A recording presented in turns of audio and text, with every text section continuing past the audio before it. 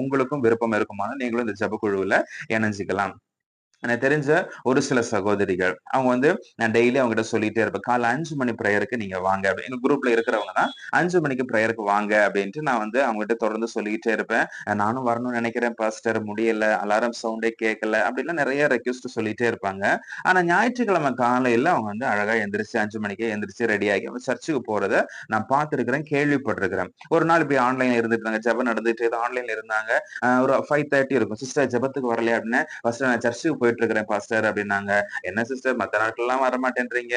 Sunday மட்டும் காலையிலேயே போயிடுங்க. இல்ல பாஸ்டர் நான் நாளைக்கு வந்துடுறேன்ட்டு அதுக்கப்புறம் ஒரு வாரமா அவங்கள காணவே இல்ல. அதுக்கடுத்து ஞாயிற்றுக்கிழமை நான் கேட்டேன். நான் சர்ச்சுக்கு போறேன் பாஸ்டர். சர்ச்சுக்கு போகும்போது மட்டும் எனக்கு எப்படியோ முழிப்பு வந்துருது அப்படின்னு சொன்னாங்க. சோ இத நான் எப்படி பார்க்கிறேன் அப்படின்னா, சர்ச் அப்படின்றது அவங்களுடைய சொந்த ஒரு சபை. அவங்க போகக்கூடிய சபை, அவங்களுடைய ஊழியக்காரர், அவங்களுடைய சபை அப்படின்றதுனால ஆட்டோமேட்டிக்கா வந்து அவங்களுக்கு ஒரு உணர்வு வந்துருது. ஓ நம்முடைய சபை, நம்ம ஊழியக்காரன் கூப்பிடுறாங்க அப்படின்றதுனால அங்க போயிடுறாங்க போல இருக்குது.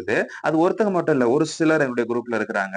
அவங்களுடைய வேலைக்காக, அவங்களுடைய காரியத்துக்காக காலைல 5 மணிக்கு ஈஸியா முழிப்பு வந்துருது. ஈஸியா எந்திரிச்சு அவங்களுடைய வேலைய செஞ்சுடுறாங்க. பட் நம்மளுடைய ஜெபக்குழுவுக்காக கூப்பிடும்போது அவங்களால வர முடியல.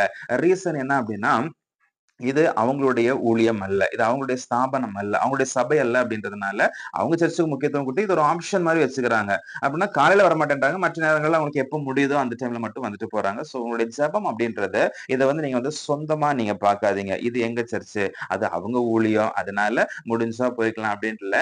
ஜெபம் எங்க நடந்தாலுமே போகக்கூடிய அளவுக்கு உங்களுடைய மைண்ட் செட் மாற வேண்டியது அவசியம். சோ நீங்களும் இந்த ஜெபக்குழுல இணைஞ்சுக்கணும் அப்படின்ட்டு விரும்புனீங்க அப்படின்னா, பெரிய ப்ரொசீஜர்லாம் ஒண்ணும் கிடையாது. இந்த கான்டாக்ட் நம்பர், இந்த வாட்ஸ்அப் நம்பர் இந்த வாட்ஸ்அப் நம்பருக்கு நீங்க வந்து மெசேஜ் பண்ணுங்க.